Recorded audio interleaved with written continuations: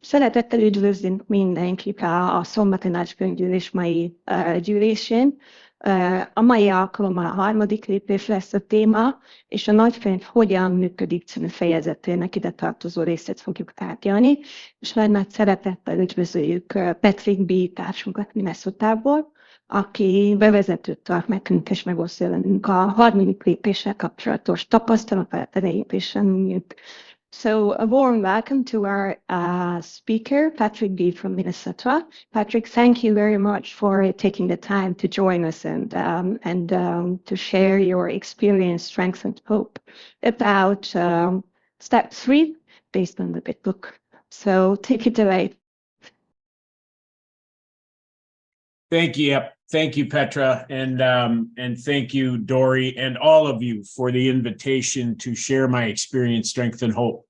It's truly a privilege and an honor to do so. Köszönöm Petra, köszönöm Dóri, és köszönöm mindannyiatoknak, hogy lehetőséget adtok arra, hogy megosszam veletek a tapasztalataimat, erőmet és reményemet. Egy igazi kiváltság a számomra, és örömmel itt lehetek. Especially about the subject of step 3, which is a very important step as we look at having a spiritual experience and getting recovered. És hát különösen nagyon fontos a harmadik lépés, és hogy ezt megvizsgáljuk, amikor a spirituális ébredésre gondolunk, és arra, hogy eljuthatunk egy ilyen spirituális ébredéssel. And Petra, you've given them the page numbers, right? Az oldalszámok, just a moment, Patrick, az oldalszámok a nagykönyvben az 57. oldaltól kezdődően a 61. oldalig fog tartani az olvasmányunk ágyét. So I thought I'd start out by just giving you a little bit of my story. Food has always been a problem for me. I was as a child, I was addicted to sweets and chocolate. De melegítésként szeretnék néhány mondatot mondani a történetemről. Az étel mindig is nagy problémát jelentett nekem, már gyerekkoromtól kezdve az édességek és a csoki függője voltam. I've been overweight my whole life. Mindig is túlsúlyos voltam. Until I found Overeaters Anonymous in 2015. És aztán 2015-ben rátaláltam az anonim túlélőkre, akkor változott a dolog. And I think it's important to say that, you know, for the steps to have any permanent effect, abstinence has to be in place. És hát fontos leszögezni, hogy ahhoz, hogy a lépések ki tudják fejteni a hatásukat, a helyén kell, hogy legyen az abstinenciánk. So when it comes to the subject of step 3, you know, we've admitted our powerlessness and our unmanageability, and we've come to believe in a power greater than ourselves in step 2. De hogyha a harmadik lépésre gondolunk, ott van előtte az első és a második lépés, tehát hogy beismertük a tehetetlenségünket, és eljutottunk arra a hitre, hogy egy nálunk hatalmas emberről segíthet. And my inability to do either of those things is what nearly killed me before I got to Overeaters Anonymous. I admit that I was powerless over food, and I certainly wasn't willing to believe in a power greater than myself. Én majdnem belehaltam abba, hogy képtelen voltam ezt a kettőt megtenni. Ez azt jelenti, hogy nem voltam képes vagy hajlandó beismerni azt, hogy tehetetlen vagyok az étellel szemben, és nem voltam hajlandó elfogadni, hogy van egy nálam hatalmasabb erő. And what was stopping me from recovering was having an opinion about an experience that I hadn't had yet. És hát a felépülésben az akadályozott meg, hogy tele voltam véleménnyel, tehát olyanról alkottam véleményt, egy olyan tapasztalásról, amin nem mentem át. And I was informed by my first sponsor that that was arrogant. Az első szponzorom fölvilágosított, hogy ez rettentő arrogáns dolog. Which angered me at the time, but now I'm very grateful. Hát akkor egyszerűen nagyon kiakadtam, most már hálás vagyok érte. Because it was true. An opinion about an experience I hadn't had yet, and really what was stopping me was fear. Mert hát nagyon is igaz volt, mert olyanról alkottam véleményt, amit nem tapasztaltam meg, és ebben leginkább a félelem gátolt meg engem. So my sponsor, before we got to the third step, gave me something called the set-aside prayer to work with. And because I had come to believe, I don't know if Petra, if you guys are familiar with that, but if it's okay with the group, I'd like to share it. Szóval, hogy a szponzorom, mielőtt a harmadik lépéshez elérkeztünk volna, megosztott velem valamit, aminek nem tudom a magyar nevét, valaki segít, a félretevés imája, ez le van fordítva különben, de én most mindenképpen szeretném megosztani. We don't really use it, Patrick, but I'm familiar with it, so if you go ahead, I will translate. Well, the set-aside prayer is just higher power, let me set aside everything I think I know about you.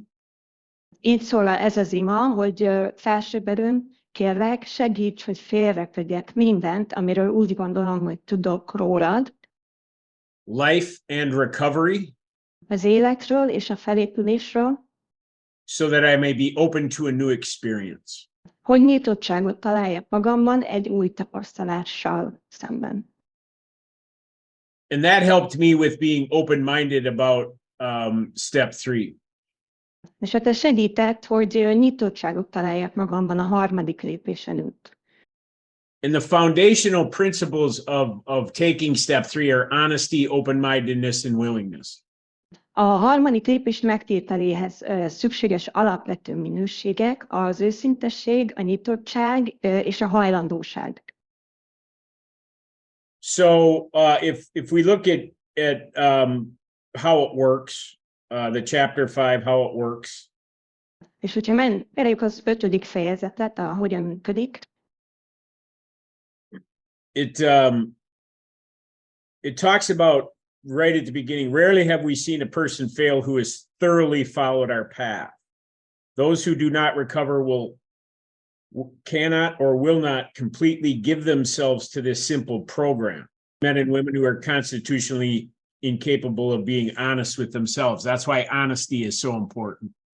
A fejezet rögtön így kezdődik. Ritkán fordult elő, hogy valaki lelkiismeretesen járta útunkat, és mégis kudarcot vallott. Általában azok az emberek nem épülnek fel, akik nem tudják, vagy nem akarják fenntartás nélkül követni egyszerű programunkat. Azokról a férfiakról, nőkről van szó, akik alkatoknál fogva képzelnek önmagukkal szemben őszinték lenni, ezért is nagyon fontos alapkő az őszinteség. So, step 3 was simple for me. It was just an acceptance of the fact that I needed something to help me do the rest of the steps. A harmadik lépés számomra egyszerű volt, annak a felismerése és beismerése volt a lényege, hogy valami nálam nagyobbra van szükségem ahhoz, hogy képes legyek végigmenni a többi lépésen. Dory, if you'd post my pictures. Dory, kérlek, hozd meg a fotóimat.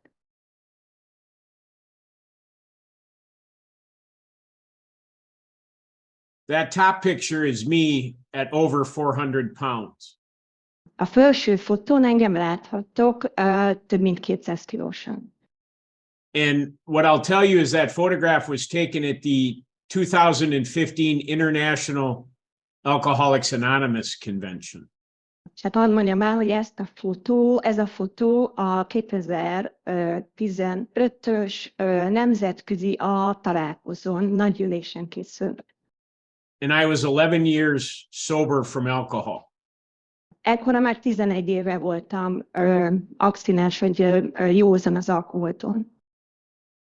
And I believed that I was living a spiritual life. És hát úgy hittem, hogy egy spirituális életet élek. But it's clear that I hadn't turned food over to the care of God.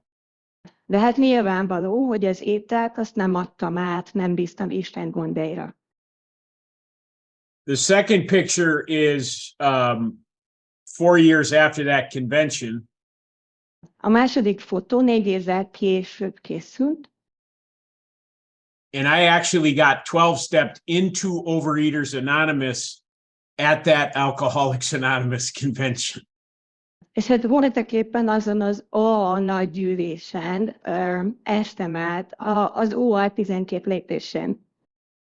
by the woman in that picture. És azon rövid végig a 12 lépésen, aki ott van rajta, ott van velem ezen a fotón. At that point, I was suffering from type 2 diabetes and chronic neuropathy in both my legs. Akkoriban kettes típusú cukorbetegségtől szenvedtem, és krónikus neuropátia jelentkezett mind a két lábamban. And I had put on 150 pounds after having open heart surgery, a triple bypass. És ott egy tripla bypass nagy szívműtéten estem keresztül, és utána kb. 75 kilót szedtem föl. I was 5 years sober when I had that surgery. 5 éve voltam józan, amikor átestem ezen a műtéten. And 6 years later, I looked like that. És 6 évvel később így néztem ki. I had put on 150 pounds. 75 kilót hiszem. And I don't know any cardiologists that recommend that as a recovery process from open heart surgery. És hát nem nagyon ismerek olyan szívsebészt, aki a felépülésnek ezt az útját javasolná, vagy írná elő egy szívműtét után. So I want to summarize here. I was a member of a 12-step fellowship. Hadd foglaljam össze, egy 12 lépéses program tagja voltam. I had worked the steps out of the big book on multiple occasions for myself and with other people. Számtalanszor mentem végig, vagy csináltam végig a 12 lépést a nagykönyv szerint, a saját életemben és másokkal is. I thought I was living a spiritual life. Azt gondoltam, hogy spirituális életet élek. But obviously I was in more trouble than I thought I was. De nyilvánvaló, hogy sokkal nagyobb bajban voltam, mint ahogy én azt gondoltam volna. And that's a question I like to ask people before step 3 when they ask me, why do I have to do step 3? And I will say, is it possible you're in more trouble than you think you are? Tehát ezt a kérdést szeretem föltenni azoknak, akikkel dolgozom, és akik a harmadik lépés előtt azt kérdezik tőlem, hogy hát feltétlenül szükséges megtennem a harmadik lépést, vagy hát miért kéne megtennem, és akkor ezt szoktam kérdezni, hogy lehetséges-e, hogy nagyobb bajban vagy, mint hiszed. So that's a little bit of the story. I won't get into too much more of that. We'll get into my experience with step 3. And my experience with step 3 was really very simple. Go ahead, Petra. Okay. Szóval, hogy ez most így felvillantottam a történetemből egy kis részt, ennél mélyebben nem megyek bele, mert ugye a harmadik lépés kapcsán föl fognak bukkanni a tapasztalataim, és a harmadik lépés kapcsán a tapasztalatom nagyon egyszerű. My sponsor and I read the material in the big book, which I'll read a little bit of here shortly. A szponzorommal együtt elolvastuk a nagykönyv első részét, ebből most is fogok idézni. And then asked me if I was willing to work step 4. És aztán megkérdezte tőlem, hogy hajlandó vagyok-e a negyedik lépésen dolgozni. Because that's all the third step is. It's just an agreement to do the rest of the work. Ez a harmadik lépés ennyi és nem több, hogy beleegyezek-e, hogy hajlandó vagyok-e a többi lépést megtenni. You don't have to have any other idea of what God is or God of your understanding. You just have to be willing to do the work. Nem kell, hogy mindenféle árnyalt elképzelést szüljél a fejedben Istenről, hogy kicsoda, micsoda, egyszerűen csak hajlandó kell, hogy legyél melózni. And it's important to remember that a relationship with a power greater than ourselves happens after we work all 12 steps, not just 1, 2, 3, 4, whatever. It happens after the whole thing. És ez fontos észben tartanunk, hogy a felsőbb erővel való kapcsolat az azután jön létre és bontakozik ki, hogy megtettük mind a 12 lépést, nem csak az elsőt, másodikat, harmadikat, negyediket, akár hanyadikat. So if you're new here or you're struggling, hogyha új vagy itt, vagy küzdesz, don't worry, do the next thing. Csak menjél tovább, lépésről lépésre tedd a dolgokat. if we go to page 60 in my book, and it says, being convinced, we are at step 3, which is that we decided to turn our will and our life over to God as we understood him. Az 57. oldalon az ABC pont alatt ezekről meggyőződve elérkeztünk a 3. lépéshez, amelyben az áll, hogy úgy döntöttünk, akaratunkat és életünket a saját felfogásunk szerinti Isten gondjaira bízzuk. And remember that God as we understood him is described in chapter 4, we agnostics. És hát ne feledjük, hogy a saját felfogásunk szerinti Isten leírása a 4. fejezetben, a mi agnosztikusok című fejezetben szerepel. As your own conception of God. De ez azt jelenti, hogy tényleg a saját elképzelésünk, felfogásunk szerinti Istenről van szó. You can believe in whatever works for you as a power greater than yourself. Bármiben hihetsz, ami neked beválik, hogyha az nálad hatalmasabb erő. This is very important because I didn't believe in God when I came into recovery. Ez nagyon fontos, mert én például nem hittem Istenben, amikor bejöttem a programba. I said I did, but I really didn't when it came to food. Azt mondtam, hogy hiszek, de amikor az étel tekintetében nem hittem benne. It was the first thing that made me feel safe when I was young. Food was. Okay. Szóval az étel volt az egyetlen, vagy az első dolog, amiben biztonságot leltem gyerekkoromban. And it was the last thing that I was willing to give up to be recovered. Hát ez volt az első, ami a kapaszkodom volt, és ez volt az utolsó dolog, amit hajlandó voltam odaadni. So this was a difficult step for me to come on in Overeaters Anonymous. Nekem az OA-ban ez egy nagyon nehéz lépésen bizonyult. And what it says here in the paragraph, the bottom paragraph of page 60, the first requirement is that we be convinced that any life run on self-will can hardly be a success. A következő bekezdés így szól. Az első követelmény az, hogy belássuk. A saját akaratunkra támaszkodva életünk alig ha működhet sikeresen. Are you convinced? Meg vagy győződve erről? Or do you have reservations or lurking notions? Vannak-e fenntartásai? Van-e valami, ami gátol ebben? In how it works, on the previous page, it says that we have to abandon ourselves to God. We asked his protection and care with complete abandon. Az előző oldalon azt találhatjuk, hogy teljesen át kellett adnunk magunkat Istennek, arra kellett kérnünk, hogy vegye át az irányítást. Half measures availed us nothing. A félmegoldások semmire se vezettek. And I'm used to settling for half. Én pedig ahhoz szoktam hozzá, hogy beérjem a félmegoldásokkal. So this was difficult for me because I thought I had already done it in my other fellowship. Azért volt ez nekem nehéz, mert azt gondoltam, hogy ez a másik felépülési programban, 12 lépéses programban, én ezt már megtettem. But it was simple because my sponsor just invited me to change my conception of God as I understood him and to make it all inclusive for my life.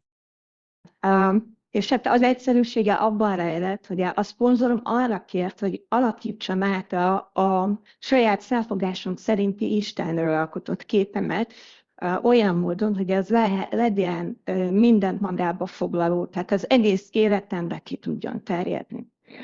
And I want to emphasize, it's very important to have a sponsor to do this. És hát azt nem győzöm hangsúlyozni, nagyon fontos, hogy legyen egy szponzorunk, akivel ezt meg tudjuk tenni. Someone with experience that can help guide you through this book. Hogy legyen mellettünk valaki, aki tapasztalt, és aki végigvisz bennünket a könyvben. because I knew this book well when I came to Overeaters Anonymous, yet I was still suffering from food addiction. Hát, hogy én, amikor beérkeztem az OA-ba, akkor már nagyon jól ismertem a nagykönyvet, mégis itt volt bennem a kényszeres edés, az edéstől való függőségem. So all of my knowledge wasn't helpful. Vagyis nem segített rajtam a sok okosság, meg a tudásom.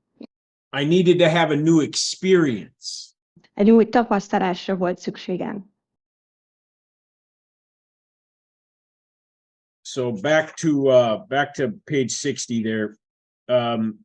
Még az 57. oldalon vagyunk. Each person is like an actor who wants to run the whole show, is forever trying to arrange the lights, the ballet, the scenery, and the rest of the players in his own way. If his arrangements would only stay put, if only people would do what he wished, the show would be great. That's the way I tried to run my life. I tried to get everything in order on the outside to help me, but I couldn't stop overeating. Mindenki olyan színészhez hasonlít, aki egyedül akarja vinni az egész műsort. A maga módján akarja elrendezni a világítást, a díszetet, folyamatosan ő akarja irányítani a táncokat és a többi színészt is. A műsor nagy siker lesz, ha minden rendelkezését betartják, és mindenki azt teszi, amit ő kíván. Én is így akartam menedzselni az életemet, hogy a külső körülményeket totálisan kontroll alatt tartsam, mégsem tudtam abba hagyni a kényszeres túlélést. And so my sponsor asked me if I could put the same faith that I put into food into Overeaters Anonymous. In other words, I had put my complete faith in food to make me feel okay. Could I put my faith in Overeaters Anonymous and step 3 to help me have an experience that would give me peace and serenity? A szponzor akkor azt kérdezte, hogy azt a hitet, amit eddig az ételbe tettem, azt tudnám-e az órába beleinvestálni. Más szóval úgy tudnám fogalmazni, hogy ugye eddig vagy korábban az ételbe helyeztem a hitemet, hogy az majd segít abban, hogy jól legyek, és hogy ezt a hitet át tudom helyezni a harmadik lépésbe, és a lelki béke megtalálásába. Patrick, we are 20 minutes in. Thank you. So if we turn to my page 62, Petra, whatever your page is, where it says selfishness, self-centeredness.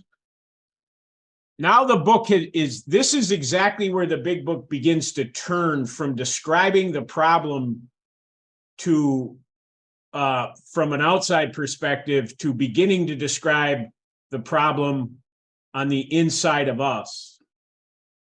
Az 59. oldalon fogjuk folytatni azzal, amikor úgy kezdődik, hogy önzés és én központúság. Itt az a váltás történik meg a nagykönyvben, hogy a külső körülményekről elkezd befelé koncentrálni, tehát arról kezd el beszélni, hogy bennünk mi az akadály és mi a gond.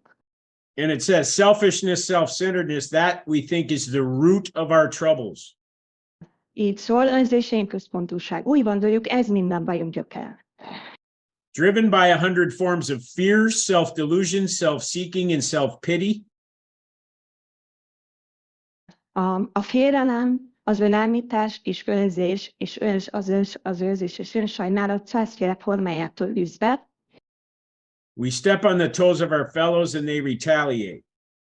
Mások lábára taposunk, ők pedig bosszút állnak ezért.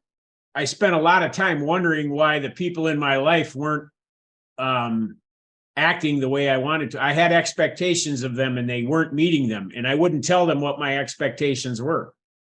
Hát rettentő sok időt töltöttem azzal, hogy megpróbáljam megérteni, hogy miért nem úgy csinálják mások a dolgokat, ahogy én várom tőlük. Mert én tele voltam elvárásokkal mások iránt, ők nem feleltek meg ezeknek, de hát az volt a gond, hogy én egyáltalán nem mondtam meg, hogy mit várok tőlük. And one of the things I realized was that all I had done, even as a member of another 12-step fellowship, was think about myself and what I was going to get out of things. És aztán arra kellett, hogy rájöjjek, hogy a másik 12 lépéses program ide vagy oda, továbbra is azzal voltam elfoglalva, hogy én nekem mi a jó, és én hogy jövök ki a legjobban a dolgokból. And at the beginning of the next paragraph, I think are a couple of sentences that I think are really very, very important. A következő bekezdés elején nagyon fontos mondatok állnak. The first 43 pages of this book talk about the delusional state of mind that we exist in active addiction. Az első 43 oldalának a könyve azokról a tévképzetekről szól, amikben benne vagyunk a betegség miatt. That's about step 1. Ugye ez az első lépésről szól. We agnostics, the next page 44 to this chapter is about step 2. A Mi agnosztikusok című fejezet, vagyis az angolban a 44. oldaltól egészen eddig a fejezetig a második lépésről szól. And now they're going to tell us what the real problem is. Right here in this paragraph, it says, so our troubles, we think, are basically of our own making. És aztán itt pontosan ebben az 59. oldal második bekezdésében leszögezik, hogy mi is a probléma. Úgy gondoljuk tehát, hogy bajainkat alapvetően mi magunk okozzuk, belőlünk fakadnak. My sponsor informed me that food wasn't my problem, it was my attempt at a solution. A szponzorom arról világosított föl, hogy az étel az nem a problémám volt, hanem a megoldásra tett kísérletem. And it clearly wasn't working anymore. És hát nyilvánvalóan nem vált be ez a megoldási kísérlet. They arise out of ourselves, and the alcoholic is an extreme example of self-will run riot, though he usually doesn't think so. Az alkoholista éppen a mértéktelen önfejűség egyik legszélsőségesebb példája, bár általában nem így látja. So is it possible you're in more trouble than you think you are? Itt jön a kérdés, hogy lehetséges-e, hogy nagyobb bajban vagy, mint hiszed. Above everything, we alcoholics must be rid of this selfishness. We must or it kills us.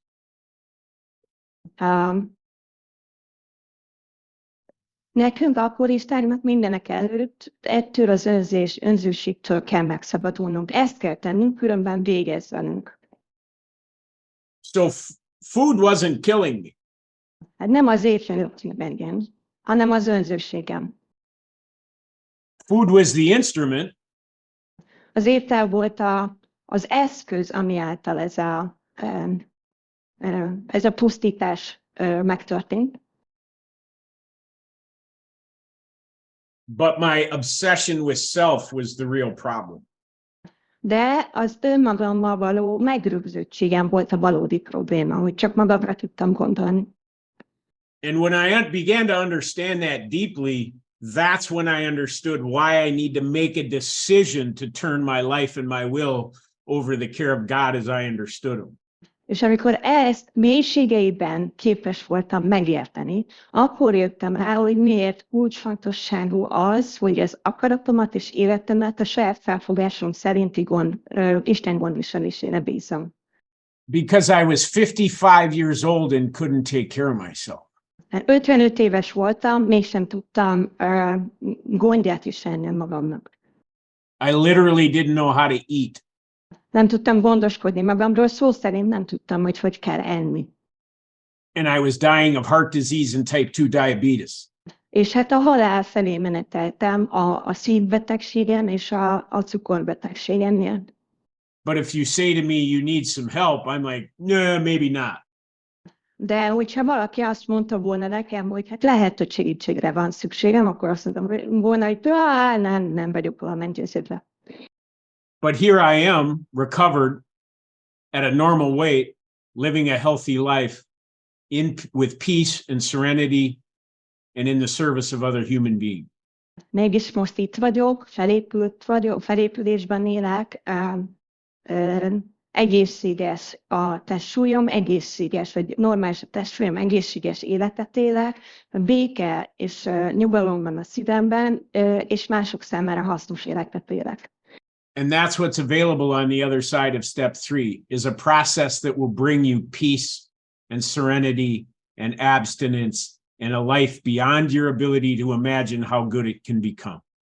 És hát pontosan ez várható, ez vár bennünket a harmadik lépés túloldalán, egy olyan folyamat, ami meghozza a békét, a lelki nyugalmat, az abstinenciát, és egy olyan életet, amit erről az oldalról elképzelni se tudunk.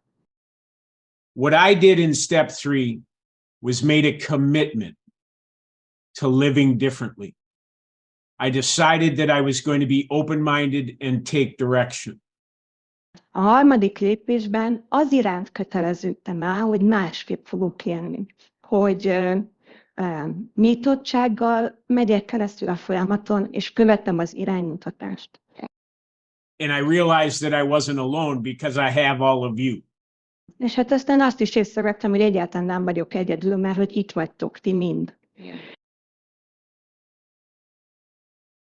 If you tell me before I take my third step, Hogyha ezt valaki elmondta volna nekem, ezt mondta volna a harmadik lépésen megtétele előtt, that someday I will be sharing my message with people in Hungary, hogyha valaki azt mondja nekem akkor, hogy egy napon magyar emberekkel, magyar társakkal fogom megosztani az üzenetet, I can't even begin to imagine.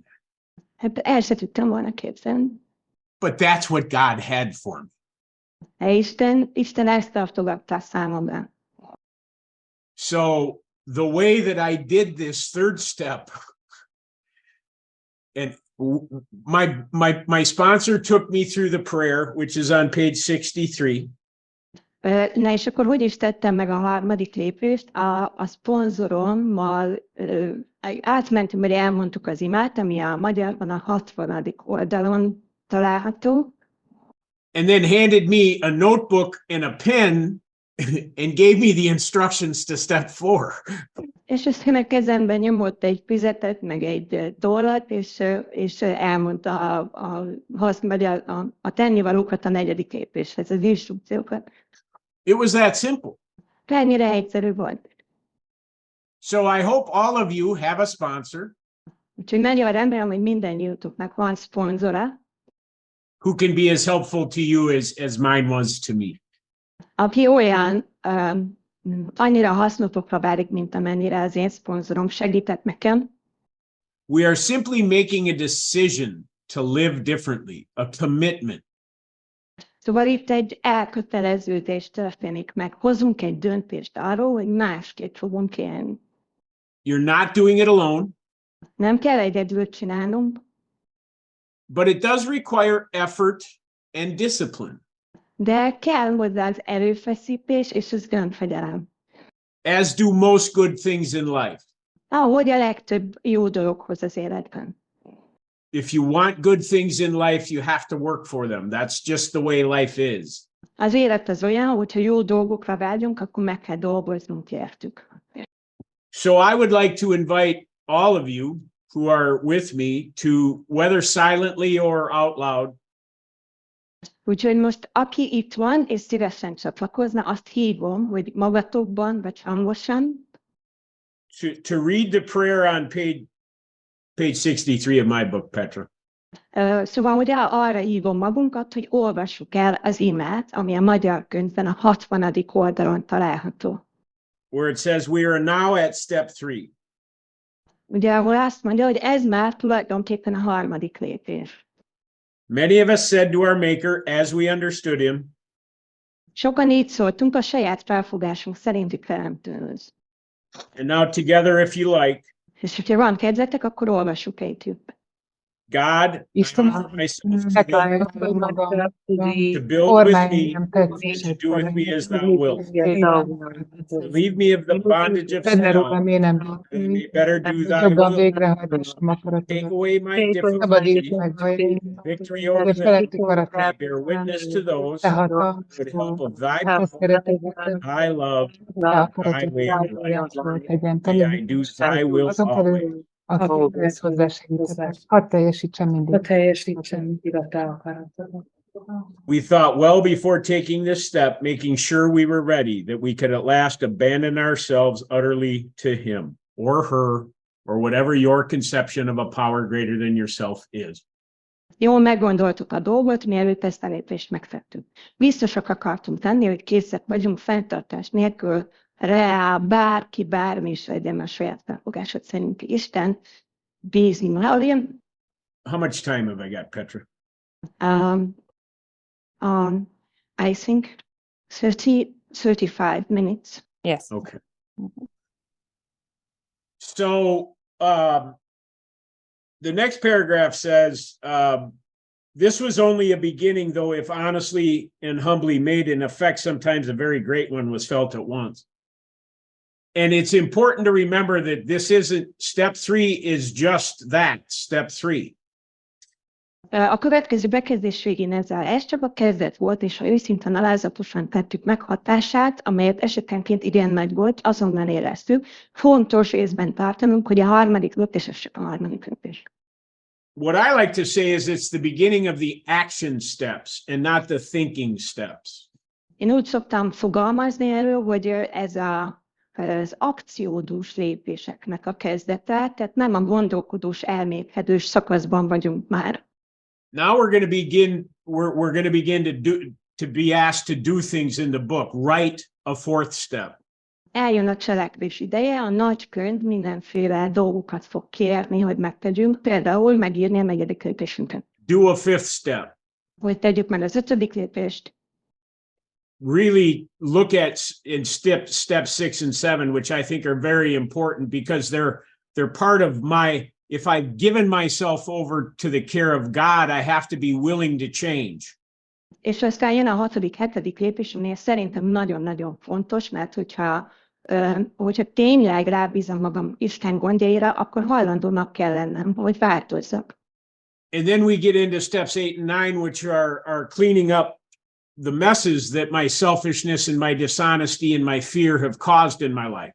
Aztán jön a 8., 9. lépés, ami a múlt romjainak az eltakarítása, amit mindennek a bajnak, amit előidéztem az őrzőségemmel, az én központúságommal és az őszintétlenségemmel.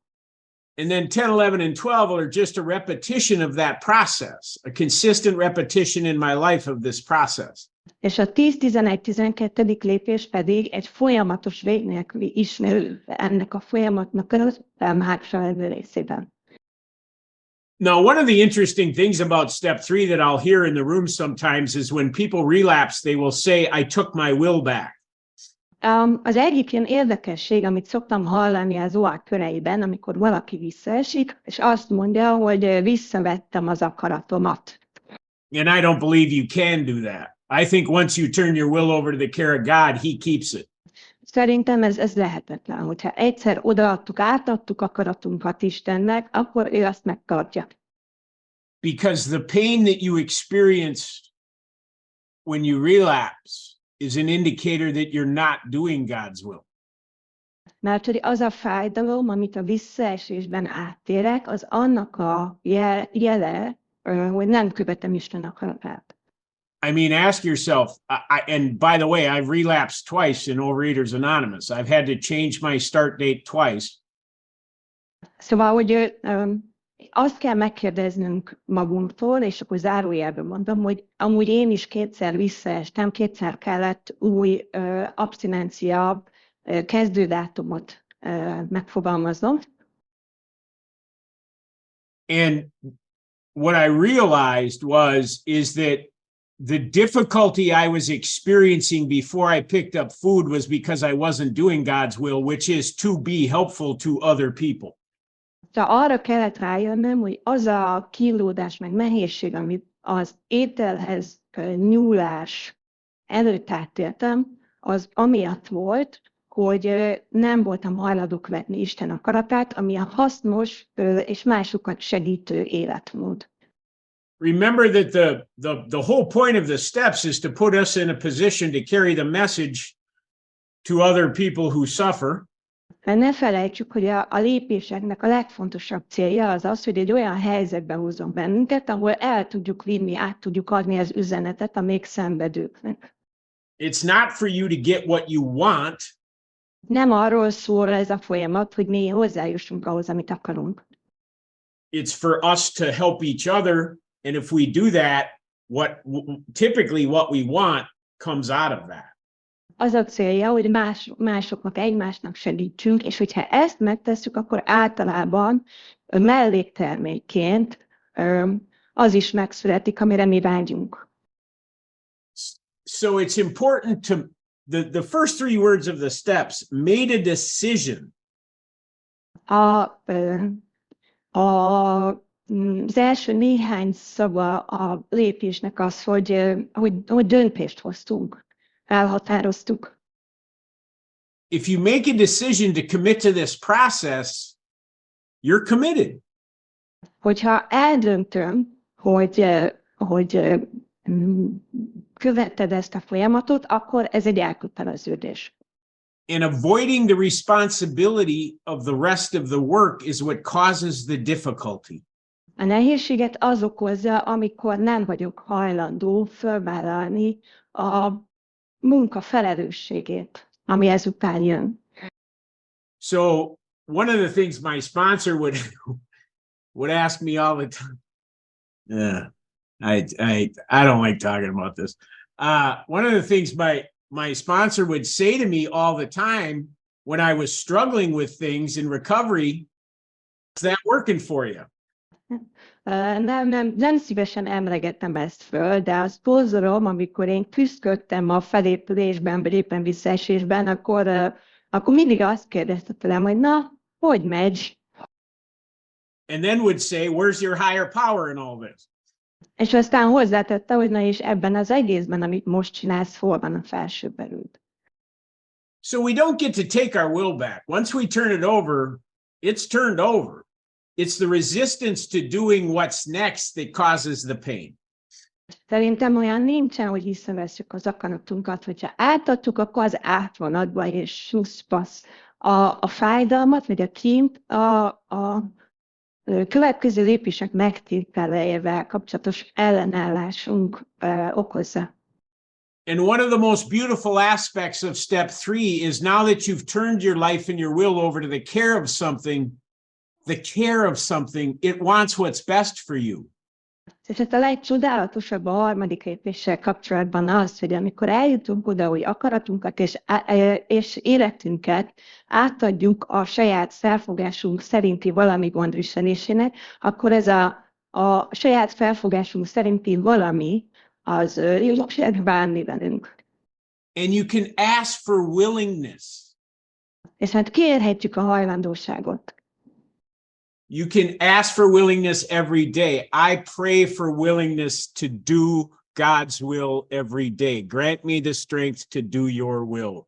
Thy will, not mine, be done. Minden áldott nap kérhetem a hajlandóságot. Én minden reggel kérem Istent, hogy az ő akarata legyen meg, ne az enyém, hogy hadd kövessem az ő akaratát. Your higher power will not deny you a good life. A felsőbb erő nem akar megfosztani egy jó élettől. And if your higher power does deny you a good life, you need to change your higher power. Ellenkező esetben érdemes átalakítanod a felsőbb erődről alkotott képet. Which is available in 12-step recovery. Ami hát lehetséges a 12 lépéses felépülésben. So I want to describe a little bit of my life after I turned my life and my will over to Overeaters Anonymous. I finished my college degree and got a master's. Hadd mondjak néhány szót arról, hogy milyen lett az életem, miután átadtam az akaratomat és életemet a felsőbb erőnek az OA-ban. Befejeztem az egyetemi tanulmányaimat, diplomát szereztem. I had to put that on hold in my late 40s because of my ill health due to my overeating. A kényszeres túlélésemből adódó egészségügyi problémáim miatt félbe kellett hagynom ezeket a tanulmányaimat a 40-es éveimben. And I was able to get my master's at age 59. És 59 évesen sikerült befejeznem, amit megszereznem az egyetemi diplomán. I've been a much more active and engaged member of my family. Sokkal inkább jelen vagyok, és sokkal aktívabb vagyok a családomban.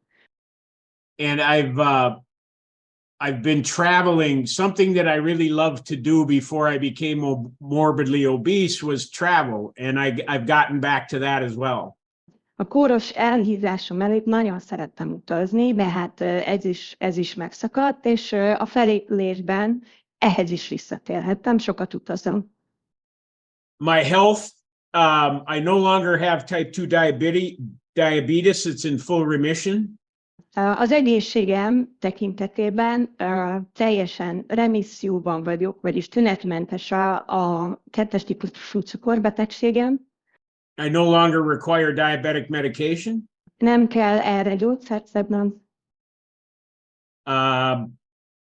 And last summer, I took a job as the director of rehabilitative services for a large rehabilitation center here in Minnesota.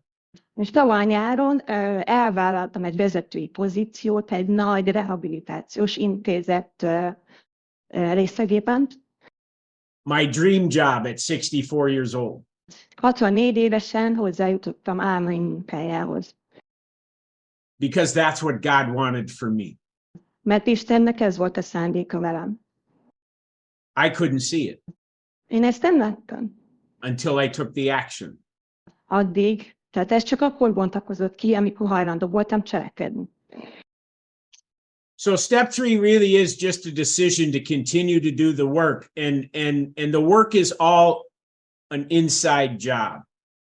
I had an exterior manifestation of my problem, the weight. A harmadik lépés tehát egy döntés, arra vonatkozik ez a döntés, hogy hajlandó vagyok a belső átalakítást és munkát elvégezni. Ugye első ránézésre ez egy ilyen külsőségnek tűnt. Én például azt gondoltam, hogy a hájam és a túlsúlyom a gond. But the problem was really inside. De a probléma valójában bennem volt. And I had to trust something. És hát valamiben bíznom kellett. And what I trusted was what I saw in the rooms of Overeaters Anonymous, in people who had achieved abstinence, who had a food plan, who used the tools of OA. És hát a bizalmam azokban a társakban tudott megszületni, akiket az OA-ban láttam, akik felépültek, akiknek étkezési tervük volt, akik végigcsinálták a lépéseket. And who worked the steps out of the big book. A nagykönyv szerint.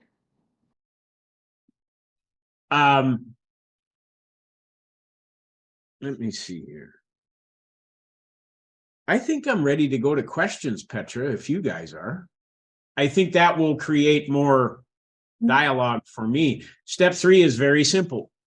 Szóval, hogy azt gondolom, hogy ha ti készen vagytok rá, akkor átvezetünk a kérdésekre, mert akkor kialakulhat egy párbeszéd, és hát az van, hogy a harmadik lépés nagyon egyszerű. It's just an agreement to do the rest of the work in the 12 steps. Hát a lényege, hogy igent mondok arra, hogy a lépések hátralevő részét, a következő lépéseket megteszem. To take action with the love and support of the other members and your higher power. Hogy cselekszem, amit a társaim és a felsőbb erőm támogatása és szeretete kísért. I can report to you that after doing my 3rd step in Overeaters Anonymous, I have never felt alone. És hát azt is le kell szögeznem, hogy a harmadik lépésem megtétele után soha többet nem éreztem magam egyedül vagy magányosan. And that God has truly done for me what I couldn't do for myself. És Isten tényleg megtette értem, amit én képtelen voltam megtenni magamért. And just as a side note, what I forgot to add about, I'm down 205 pounds. És hát úgy mellékesen elfelejtettem hozzátenni, hogy több mint 100 kilót fogytam. So you tell me if God works or not. Úgyhogy hát akkor most már rajtatok múlik, hogy látjátok, hogy működik ez az Isten dolog, vagy nem. Mit gondoltok? Okay, so thank you very much, Patrick. I will just pass the word to our fellow Téma, who will share the guidelines, and we will switch to question and answers. Okay. Visszaadom a szót Timinek, és akkor utána jöhetnek a kérdések, válaszok. Köszönjük társunk bevezetőjét. A következőkben lehetőség nyílik A bevezetővel, a mai lépéssel és a nagykönyvvel kapcsolatban kérdéseket feltenni a speakerünknek. A kérdéseket kétféleképpen tehetett fel. A Zoomban alul a Reactions részben a Raise Hand gombra kattintva jelentkezhetsz, és amikor a levezető társunk szólít, akkor megfogalmazhatod magyarul, közvetlenül a speaker felé, ezzel hozzájárulsz a kérdésről készített hangfelvételhez. Vagy elküldheted írásban, privát chatben a levezető társnak, aki név nélkül felolvassa azt. A Timi T címzettet keressétek. A privát chat úgy lehetséges, hogy megnyitod a chat ablakot, és a megírt üzenet címzetjeként nem a mindenkit, everyone, hanem a levezető nevét állítod be.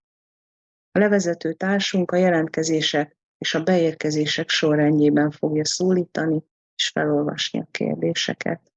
És most tiétek a szó, jöhetnek a kérdések.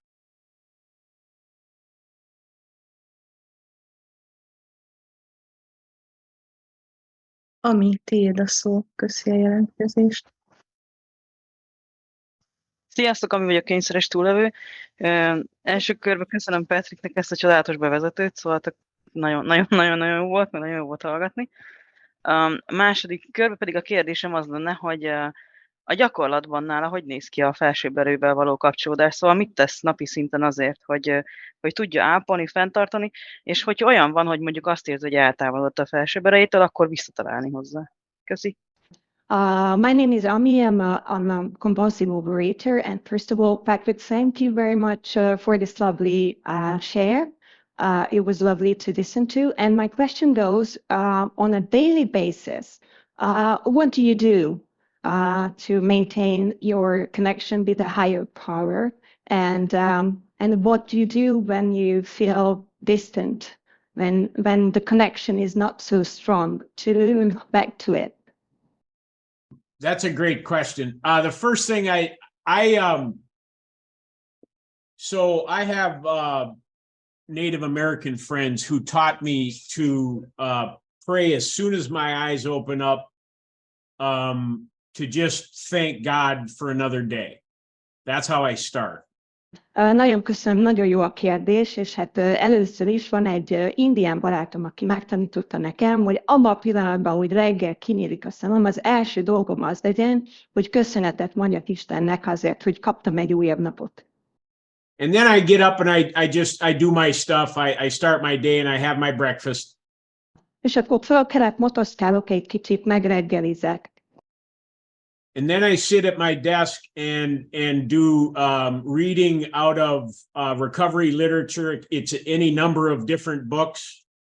És aztán leülök az íróasztalomhoz, és mindenféle felépüléssel kapcsolatos irodalomból szemezgetek, olvasok. And then I write a short assignment, 1 page. És aztán írok egy rövidet, egy oldalt. And then I call my sponsor. Fölhívom a szponzoromat. And I read that assignment to my sponsor as well as my food plan for the day. Felolvasom neki ezt az egyoldalas írományt, és elmondom neki az aznapra vonatkozó kajatervemet is. And after that call, I take a call from a sponsee. És aztán, amikor ezt befejeztem, akkor fogadom a szponzorátom hívását. And there's something I want to share about that. Petra, it's in the forward to the second edition. És akkor ezzel kapcsolatban szeretnék valamit megosztani, ami a negyedik kiadáshoz írott előszó. I'm sorry, Petra. It's in Bill's story on page 50. I'm sorry. It's in Bill's story on page 14. Can you just give me Yeah, it says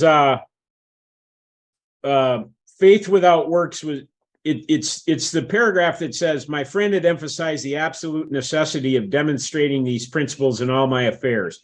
Particularly, it was imperative to work with others as he had worked with me.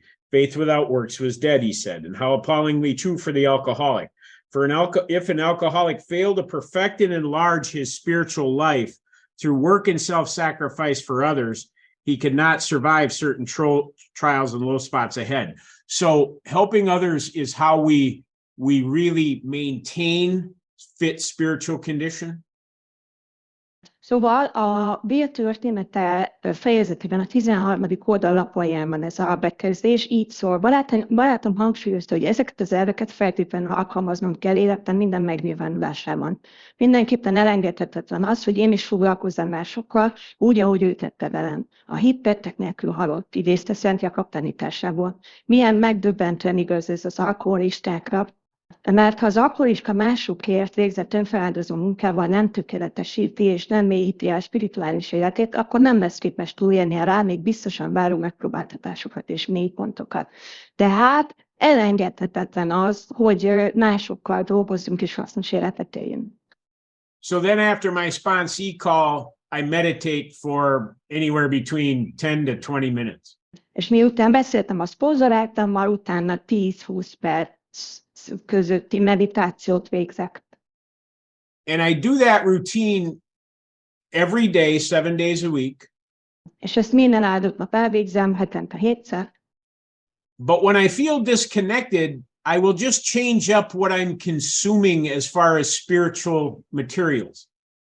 Amikor azt érzem, hogy elvesztem a kapcsolatot, akkor meg egyszerűen változtatok a menün, tehát hogy azon, amit fogyasztok reggelente, így spirituális értelemben. The big book says there are many books about various, spiritual matters that we can. It invites us to seek outside of just our fellowship or the book. A nagykönyv arra biztat bennünket, hogy ne csak a programon belül, és ne csak magát a könyvet olvassuk, hanem szemezgessünk más spirituális irodalomból is. So currently, I have 3 on my desk, different books that I like. They're related to my faith, so I don't want to, say anything about that, but for me, they help me maintain my relationship with the God of my understanding, Ami. Szóval, hogy most például itt van ez a 3 könyv a könyököm alatt, nem akarom megmutatni őket, mert ugye a saját konkrét vallásomra utalnak, és nem akarom megsérteni a hagyományokat, de hogy ez az, amiből táplálékot szerzek, és inspirálódom. And the last thing I'll say about feeling disconnected is, even when we feel disconnected, we are not disconnected because my God never lets go of me. És hát a kapcsolat elvesztéséről meg azt szeretném mondani, hogy amikor nem érzem a kapcsolatot, akkor is ott a kapcsolat, mert hogy az Isten soha nem ereszti el a kezem. Nagyon köszönöm a kimerítő választ. Thank you very, very much for the exhaustive answer. Mm-hmm. Sziasztok, Timi vagyok. Szia, Petrik.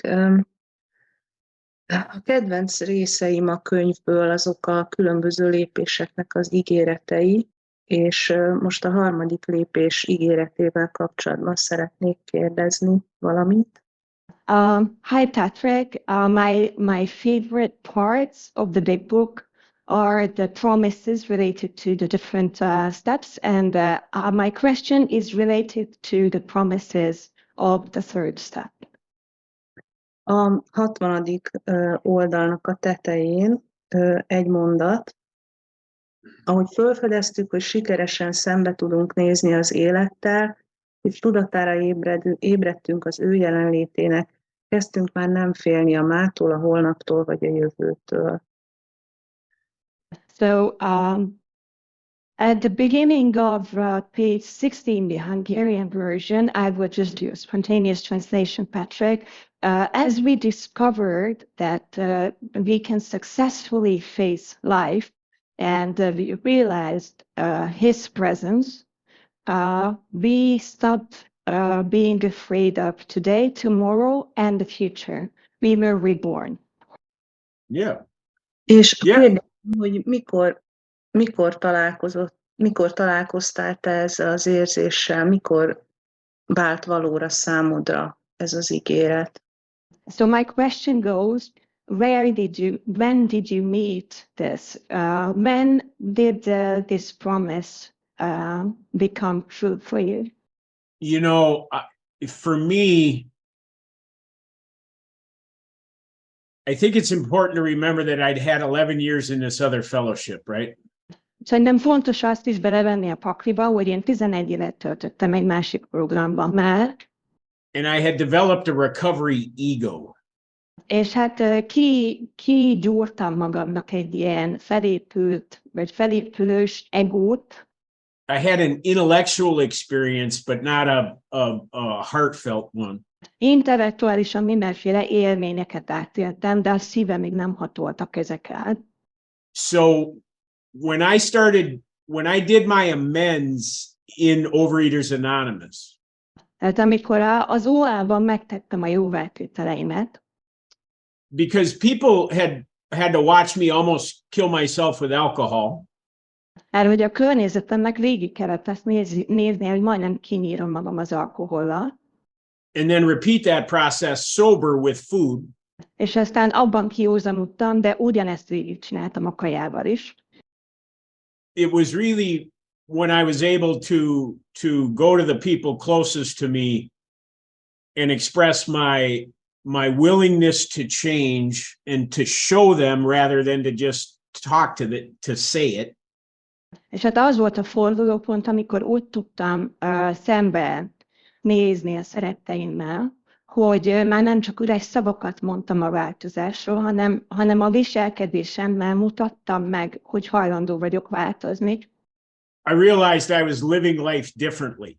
And that was when I knew that something had changed. I was reborn. I was a different person. I was having an authentic recovery experience as opposed to an intellectual, conceptual one. Valahogy ekkor jöttem rá, hogy megváltozott az életem. Tehát ezt jelentette az újjászületés, hogy valami alapvetően megváltozott bennem, hogy már nem csak csejből mondtak fel a leckét, hanem másképp értem és viselkedtem. And I'll just add, Petra, that I also knew I had changed when I started having real feelings. És hát az is volt, hogy akkor jöttem rá, hogy tényleg megváltoztam, amikor elkezdtem érezni az érzéseimet. All the feelings. Az összes érzés megjelent bennem.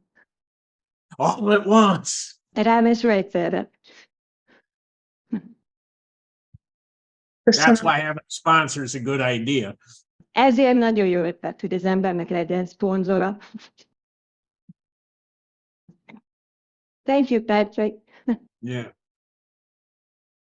Következő kérdés írásban érkezett. The next question came in writing. Yep. Úgy érzem, ha átadom Istennek az összes félelmemet, önzésemet, haragomat, semmi nem marad belőlem. Átértél-e hasonló félelmet? Hogyan küzdötted le, ha igen? I have the feeling if I surrender all my dishonesty, my selfishness, my self-centeredness, my fear to God, then there will be nothing left of me. Did you experience a similar fear? And if yes, how did you overcome it? Can you repeat that for me, Petra? So I feel that if I surrender all my character defects, my selfishness, my self-centeredness, my fear to God, I will be gone. There will be nothing left of me. Okay, I will disappear. And so, did you experience any similar fear? And if yes, what did you do with it? How did you? Yes, I had fear. Igen, volt bennem félelem. But what my fear was related to was my ideas about something I hadn't yet tried. De a félelmem viszont ahhoz kapcsolódott, ahhoz az elképzelésemhez, amit valami olyasmiről alkottam, amit még nem tapasztaltam meg. Nem próbáltam. All around me, I had people who had done this work, third step. És hát közben meg körül voltam véve olyan emberekkel, akik már megtették a harmadik lépést. Who were better. akik jobbá váltak. Not better than me, but better. They weren't overeating. Nem nálam voltak jobbak, hanem egyszerűen jobb emberné váltak. Jobban voltak, tehát már nem ettek túl. And they were happy. Szóval boldogok is voltak. So I couldn't deny the evidence of what was happening. Úgyhogy egyszerűen nem tudtam elmismásolni a bizonyítékát annak, hogy ez működik. They were smiling like some of you guys are on the Zoom right now, because we have fun here. És hát pont úgy mosolyogtak, meg somorogtak, ahogy itt is néhányan, bár ugye ebbe az egészben így öröm meg élvezet is van. And more seriously, one of the things that I learned about fear is that it's normal to have it. De komolyra fordítva a szót, az egyik legfontosabb dolog, amit a félelemről megtanultam, hogy normális, természetes dolog. And it requires courage to go through this work. És hát kell ahhoz bátorság, hogy végigmenjünk ezen a melón. It says it in the book, faith without works is dead. Ugye azt mondja a Nagykönyv, hogy a tettek nélkül a hit halott. That's why we do this together. Ezért csináljuk együtt. When I feel fear, I have to reach out, ask for help. Ha eldönt a félelem, akkor kapcsolatban kell lépnem valakivel segítséget kell kérnem. And by the way, if your old self does disappear, isn't that the point? És hát amúgy meg, ha megjegyzem, hogyha a régi önmagam eltűnik, hát nem pont az lenne a cél, vagy a lényeg. Because I don't want the life that brought me into Overeaters Anonymous. Tehát pont ez a lényeg, hogy már nem azt az életet akarom élni, ami hát ide kergetett az óába. I want something new. Hanem valami újra váltam. So, there we are. Yes, you might disappear. And a new version of you may appear that's better than anything you could have ever imagined. Szóval igen, lehet, hogy eltűnsz, és egy olyan új önmagad születik meg, amit el se tudsz képzelni, mert minden képzelőerődet felülmúlja. And I'll just tell you that last night, this old man went to a rock concert and stayed out past midnight. Hogy borja be, hogy ez az öreg ember, aki beszél nektek, tegnap kirúgott a hámból, és egy rockkoncertre ment, és éjfél után került ágyba. And I danced my ass off. Szép táncoltam magam. Had a blast. Csodálatos volt. And the old guy couldn't have done it. De a régi magam ezt nem tudta volna megtenni. Not at 400 pounds and type 2 diabetic with neuropathic legs. Szóval, hogy a 200 kilós cukorbeteg, krónikusan fájólábú önmagamnak elesés lett volna. So, yeah, to hell with that old dude. I like this one. Menjen a pokolba, a régi önmagam, nekem sokkal jobban bejön a mostani.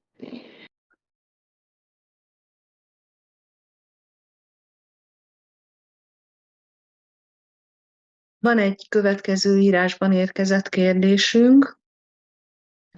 Bocsánat, én annyit kérdeznék, hogy mennyi időnk van még? Most 5 óra 20 van, és 5:40-ig szoktunk menni. 40-ig szokott lenni maga a bevezető, és utána szoktak lenni kérdések és megosztások. Köszönöm szépen.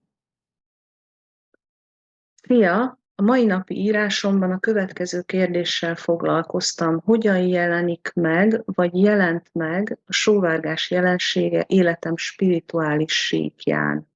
Erről mit gondolsz? Hello. In this morning's writing assignment, I dealt with the question how craving appeared in my spiritual experience. What is your take on this? Say that again, Petra.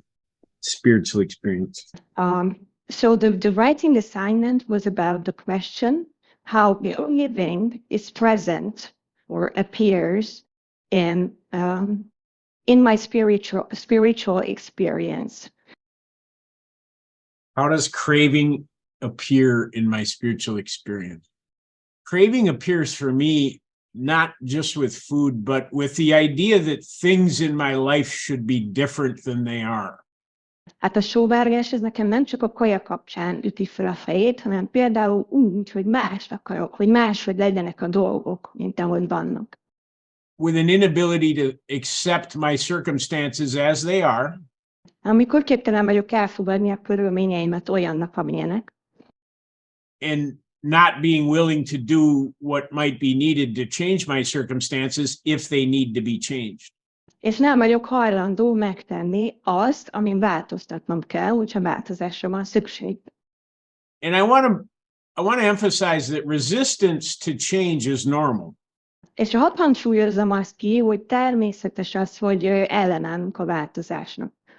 It's a human thing. Ez egy ilyen emberi dolog. That's why we invite God into the equation and other people. Ezért hívjuk meg Istent ebbe a képletbe, meg másokat is. I would say when you're struggling with this, reach out, pick up the phone. Én azt mondom, hogy ha ezzel birkózol, akkor emeld fel a telefont, és hívjál fel valakit. Call your fellows. Hívd a társakat. There's a bunch of phone numbers on this screen. Egy csomó telefonszám ott van a chatboxban. Remember that we do this together. Mert hogy együtt tudjuk csak megtenni.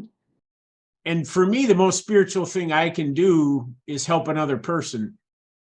És hát számomra a legspirituálisabb dolog, amit tehetek, hogy valaki másnak segítsek.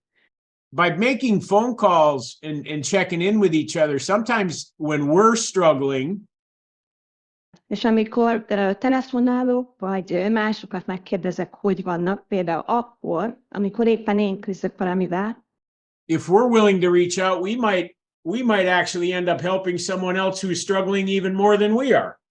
akkor, tehát ha hajlandó vagyok ilyenkor segítséget kérni, akkor lehet, hogy az lesz a vége, hogy amúgy meg valaki másnak még többet segítek, mint amennyit ő nekem. What do I have? Ezt tudom válaszolni. Thank you. Következő írásban érkezett kérdés. Another written question. Szia! Szeretném kérdezni, hogyan különbözteted meg Isten akaratát a sajátodtól? Van erre valami módszered? Hi, Patrick. My question goes, how do you discern God's will from your own will? Do you have a good method for that? Well, yeah, actually I do. When it's my will, it usually hurts. When it's God's, it doesn't. Hát igen, van egy tupi módszer, amikor az én akaratom ólálkodik, az általában fájdalommal jár, Isten akarata meg nem. But I think there's a few things I do. One of the things that happens is when I get an idea, I wait a little bit. I work with discernment. De azért van néhány praktikám. Az egyik az, hogy amikor valami nagyszerű ötletem támad, akkor várok. Adok neki időt, hogy így el tudjanak különölni a dolgok. And if I can't discern what God's will is, that's when I reach out and ask my advisors. Tehát, hogyha én magamban nem tudom egyértelműen ebben az időtudásban megérezni, hogy ez Isten akaratá, akkor behívom a segítőimet, és tanácsot kérek. And the beautiful thing about having a sponsor and a spiritual advisor and some trusted friends, És hát az a csodálatosabb, hogyha az embernek van szponzora, meg spirituális vezetője, meg néhány bizalmas barátja, is I can sit with the information they provide me, hogy aztán azzal az információval is ülhetek, amit tőlük kapok, and I still get to make the decision. és végül mégiscsak én hozom meg a döntést. And sometimes maybe God's will is for me to make a mistake. És hát olyan is van, hogy Isten akarata velem kapcsolatban az, hogy hibázzak. Because it turns out that's how I learn. Mert így tanulok a legtöbbet. I think sometimes we get wrapped up in the idea that we're not supposed to make mistakes when the greatest lessons I've learned in my life, the deepest wisdom I've come has been when I've been humbled and understood that I'm not always right and that I'm not perfect. Valahogy bele tudjuk ringatni magunkat abba a gondolatba, hogy nem szabad hibáznunk, miközben az én tapasztalatom az, hogy a legnagyobb tanításokat és a legmélyebb tapasztalatokat és bölcsességet az adta nekem, amikor átéltem az alázatot azáltal, hogy nem vagyok tökéletes és hibákat követek el. And once I make a mistake, I usually know what the right thing is then. So the beauty of being in recovery is I don't make the same old mistake I used to, reaching for the food to stuff my feelings. És hát amikor hibát követek el, akkor utána viszont jó eséllyel tudom, hogy mi a jó megoldás, és a felépülésnek az egyik csodája az, hogy nem folyamatosan a kajához folyamodok, mint régen, hogy így elnyomjam az érzéseimet. I get to make new mistakes in life. Hanem az életemben újfajta hibákat is elkövethetek. And learn and grow. És tanulhatok és növekedhetek. That's it. Ennyi. Dóri, tiéd a szó. Timi. Dóri vagyok, kényszeres túlevő. Köszönöm Patriknak a bevezetőjét, és Petra a fordítást, és akkor hibákkal kapcsolatban, és alázat tapasztalattal kapcsolatban szeretnék a visszaesésről kérdezni. So Patrick, thank you so much for your share, and Petra for your translation. And I would like to ask a question about mistakes and learning and relapse. Mm-hmm. És hogyha beszélne Patrik arról, hogy neki a személyes tapasztalata mi volt visszaesés után, és hogy mint szponzor hogy dolgozik, vagy mik az ehhez kapcsolódó tapasztalatai, mi az, amit meg tud velünk osztani erről, és hogy ő is úgy gondolja, hogy azért eszünk, mert kényszeres túllevők vagyunk, amikor a visszaesés megtörténik, vagy valami más az ő tapasztalata. A legrégét ezt nem biztos, hogy értem, de lefordítom először az előtte lévő. So Patrick, could you please share your experience about relapse and what it taught you? And also as a sponsor, what is your take on and attitude towards relapse? And do you think that we eat because we are compulsive overeaters, or is there some other motive behind it? Well, first of all, that's a great question, Dory. Először is nagyon jó a kérdés, Dóri. And I have some pretty strong experience with this. És hát van némi combos tapasztalatom erről. This is going to be a bit of a long answer, Kicsit hosszú lesz a válasz. just so you know, Petra. Készülj, Petri. So in 2018,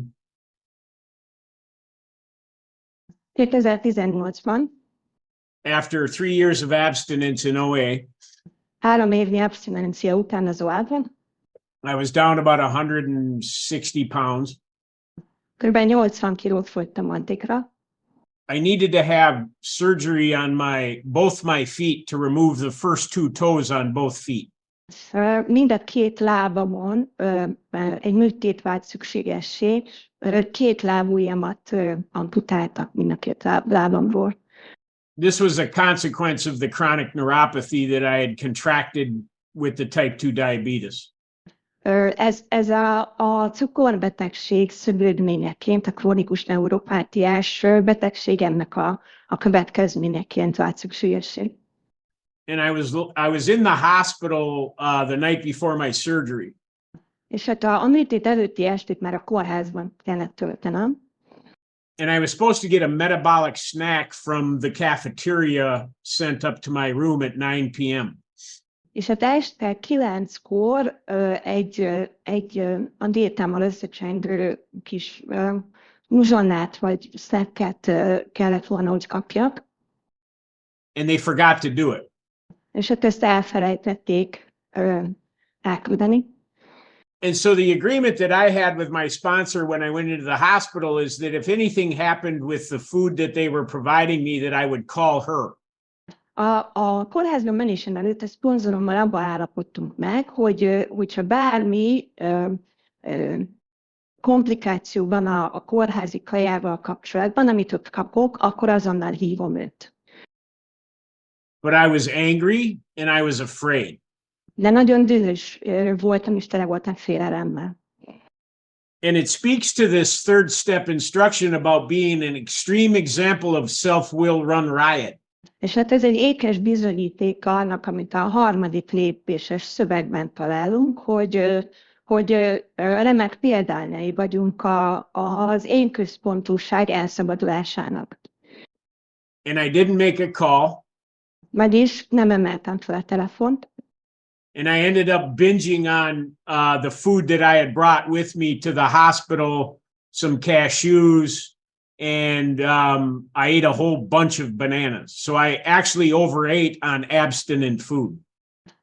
És hát egy farásrohamba kerültem, fölzabáltam azt a kaját, amit vittem magammal a kórházba, ez cashew volt, és egy csomó banánt is megettem, tehát végül is az abszinens ételeimből lettem túl. So laying in the hospital, experiencing a severe consequence of my compulsive overeating, relapse. Hát ott fekszek a kórházba, azért van szükség erre a műtétre, mert a kóros elhízásomnak ilyen szövődményei voltak, vagy a kényszeres túlélésemnek, és én visszaesek. And what I realized after that, we had to postpone the surgery because I wasn't supposed to eat that much food the day before the surgery. És hát el kellett halasztani a műtétet, mert az előző este nem szabadott volna ilyen mennyiségű kaját elfogyasztanom. So the next day my sponsor came to the hospital to visit with me. Másnap bejött a szponzorom meglátogatni. And we reviewed what happened. És hát ide átbeszéltük azt, hogy mi is történt. And it was clear that what I was experiencing were the symptoms of my disease. És hát teljesen világos volt az, hogy a betegségem tünetei léptek működésbe. I was afraid, I was angry, right? Resentment, fear. Ott volt bennem a neheztelés és a félelem. And I didn't invite God in. És nem hívtam meg Istent a helyzetbe. And for me, inviting God in would have been picking up the phone and calling my sponsor. Ebben az esetben számomra Isten beengedése az azt jelentette volna, hogy igenis fölemelem a telefont, és felhívom a szponzoromat. Asking for help. Mert segítséget kérek. My sponsor isn't God. A szponzorom nem az Isten. But God works through us. De az Isten rajtunk keresztül munkálkodik. At least that's my experience. Legalábbis én nekem ez a tapasztalatom. So relapse is not part of recovery. Szóval szerintem a visszaesés nem kell, hogy része legyen a felépülésnek. It's a symptom of the disease. Hanem a betegségnek a tünete. And what recovery is following the directions in the big book, following the guidance of my sponsor.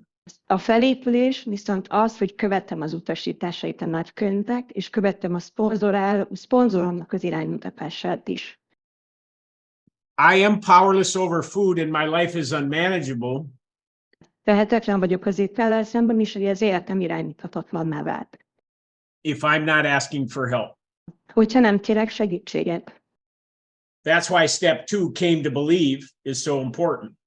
Ezért annyira fontos a második lépés, hogy eljutottam a hitre.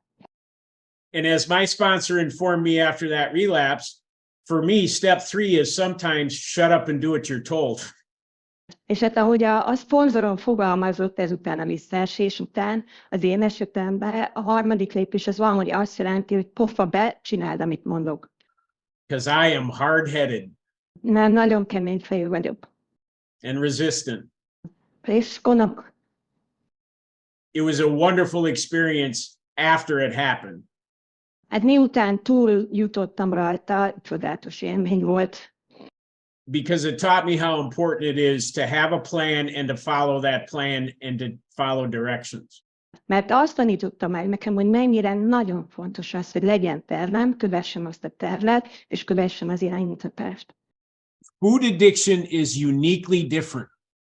Az ételfüggőség az semmihez nem hasonlítható, nagyon különleges. In almost every other addiction in the world, they can stop using the thing that they're addicted to. Szinte minden más függőség esetében megvalósítható az, hogy a függőséget okozó szert le tudják tenni, nem használják. But we have to eat. Nem muszáj ennünk. So how and what we eat and how much of it is very important. That's why I weigh and measure my food. Tehát ennünk muszáj, ezért nagyon fontos, hogy mit, hogyan és mennyit eszek. Ezért van az, hogy én a mai napig kimérem az ételemet. And as a diabetic and having medical problems, I get my food plan from a nutritionist, my sponsor. És mivel cukorbeteg vagyok, és egészségügyi problémáim vannak, ezért az étkezési tervem az egy dietetikustól jön, meg hát a szponzorom is rajta tartja szerint. That's all I have. Actually, there was another part of the question. Sure. About your take on relapse as a sponsor. I usually do what my sponsor did with me, which is review. Szóval szponzorként általában azt teszem meg, amit az én szponzorom is csinált velem, hogy így átvizsgáljuk a helyzetet. The first time. Mármint amikor először előfordul. But if somebody continues to relapse, De ha valaki folyton visszaesik, then I can't get between them and their food. akkor én nem tudok, hogy így beékelődni közé és a kaja közé. Because the first step is an experience. Hát az első lépés ez egy tapasztalat. And that's very desperate to watch sometimes. It's very hard. És hát sokszor ez nagyon, nagyon nehéz és kétségbeejtő így végignézni, amikor ez történik. But if a person isn't willing to put down the food, de hogyha valaki nem hajlandó letenni az ételt, then we can't make progress in the steps. akkor nem tudunk a lépésekkel haladni. In the big book, it says a man's brain needs to be cleared. In the doctor's opinion, he talks about it. Az orvos véleményében, a nagykönyvben arról írnak, hogy hát ki kell, hogy tisztuljon az agyunk, a tudatunk. And so we need to at least have a little bit of abstinence in order to start the spiritual work. And the spiritual work will support it. És ezért gondolom azt, hogy legalább egy nagyon pici abstinens időszak szükséges ahhoz, hogy el lehessen kezdeni a spirituális munkát, és aztán ez a spirituális munka megtámogatja.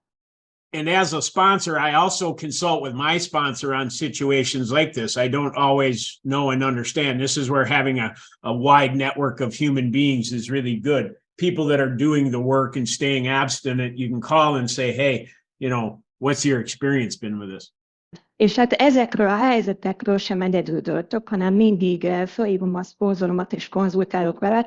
Ezért nagyon fontos, hogy egy ilyen kiterjedt emberi hálóm legyen olyan emberekből, akik felépültek, és akik végzik ezt a munkát, hogy föl lehessen emelni a telefont, és azt lehessen kérdezni a másiktól, hogy figyelj, itt van ez a helyzet, te hogy bánsz vele? And then finally, chapter 7, working with others in the book, or chapter 8, whatever it is, the chapter working with others has a lot of wonderful information about how to deal with this. És aztán az is fontos, hogy a 7. vagy 8. fejezet, amikor másokkal dolgozunk, most nem tudom pontosan, abban nagyon sok hasznos információ is van erről. Jelenleg nincs több kérdés, nem érkezett több írott kérdés, és feltett kezet sem látok. Tájékoztatásul mondom. Just need to take a quick break. Oké. Egy nagyon rövid szünetet tartunk, mindjárt visszaérkezik, és Anikó, ugye, te fogsz kérdezni. Bocsánat, ne haragudj, nem láttam a kezemet.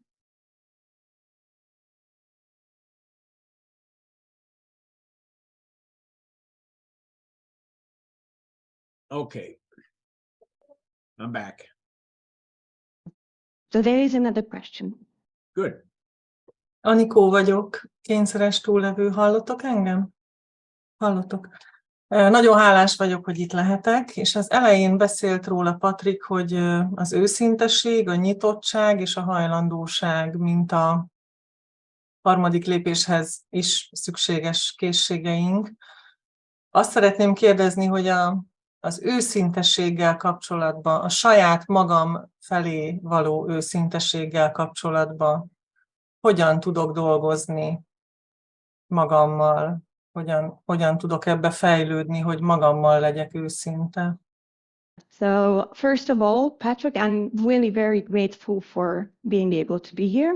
And at the beginning, you mentioned that honesty, openness, and willingness are three of the most important cornerstones for step 3 as well.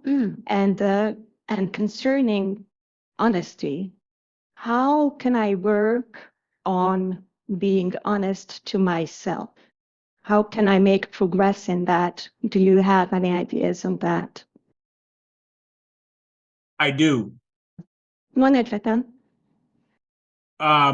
So I think that the most important thing to remember about being honest with yourself is understanding that you need help. Az egyik legfontosabb dolog szerintem az önmagunk felé gyakorlott őszintesség terén, hogy tisztában legyünk azzal, hogy segítségre van szükségünk. Nobody comes to Overeaters Anonymous voluntarily. Senki se önszántából, mert jó kedvéből érkezik az OA-ba. We all get driven here by addiction. Mindannyiunkat a függőség hajt ide be. It sure as heck wasn't my idea to join another 12-step fellowship at 11 years in AA. Szóval az biztos, hogy én nekem magamtól nem jutott volna eszembe 11 év után egy újabb 12 éves programhoz csatlakozni, miután 11 éve voltam az AA-ba. So just accepting the idea that if you could have fixed this, you would have. Tehát azzal, hogy elfogadom azt a gondolatot, hogyha képes lettem volna egyedül megoldani ezt a helyzetet, akkor megtettem volna. So by doing the first step and coming to the fellowship, Hát azzal, hogy megteszem az első lépést, és csatlakozom a közösséghez, you've started to become honest with yourself. már elkezdtem azt, hogy gyakorolom az önmagam felé mutatott őszintességet. The other thing that's very important for honesty with ourselves and with other people is being accountable to the principles of the 12 steps. És hát a másik, az őszintesség a magam és mások felé gyakorolt őszintesség terén az, hogy elszámoltatható legyek a 12 lépés alapelvei betartásában. And understanding that I have to learn how to be honest because I've been very deceptive in my addiction. Szóval, hogy meg kell értenem azt, hogy tanulnom kell, hogy hogyan legyek őszinte, mert a függőség, meg a betegség az rengeteg csalásra, meg sumákolásra ösztönző. Steps 6 and 7 are very important in this process. Ebben a folyamatban a 6. és a 7. lépés nagyon fontos. One of the instructions in step 6 is that if we still cling to something we won't let go, we ask God to help us be willing. A 6. lépés egyik instrukciója az, hogyha van még olyan jellemzőnk, amihez ragaszkodunk, akkor kérjük Istent, hogy segítsen elengednünk azt. I ask God for the willingness every day. Minden reggel kérem Istent, hogy legyek hajlandó, adja nekem hajlandóságot. And within that is willingness to be honest, to be a better person, to be kind, to be loving. És ebben beleértendő az, hogy őszinte legyek, hogy kedves legyek, hogy szeretetet tudjak adni. So it's also important to ask for help after I've been dishonest. Tehát az is fontos, hogy azután is kérjek segítséget, hogyha őszintétlen voltam. And to make amends wherever I need to. És hogy tegyek jóvátételt bármikor ez válik szükségessé. And to learn over time. It doesn't happen overnight. I'm not 100% honest, but I'm a lot more honest than I was when I came into Overeaters Anonymous. Szóval ez az egész ez nem egy csapásra történik. Tehát idővel hajlandónak kell lennünk tanulni. Én nem vagyok 100%-ig őszinte, de sokkal őszintébb vagyok, mint amikor bejöttem a programba. And for me, dishonesty is usually driven by some sort of fear. I have to do inventory on it. Nálam általában az őszintétlenség az valamilyen félelemtől motiválva üti fel a fejét, és akkor kell leltárt készítenem róla. I hope that was helpful. Remélem, hogy ez segített. Közben érkezett egy írásbeli kérdés. And another question. Good. Nagyon sokat beszéltél a szponzorodról, hogyan találtál rá, mi alapján kérted fel, hogy szponzoráljon, milyen volt a kapcsolatotok a lépésmunka elején, és milyen most? You've talked a lot about your sponsor. How did you find her? Based on what did you pick her? And how was your relationship during step work? And how is it now?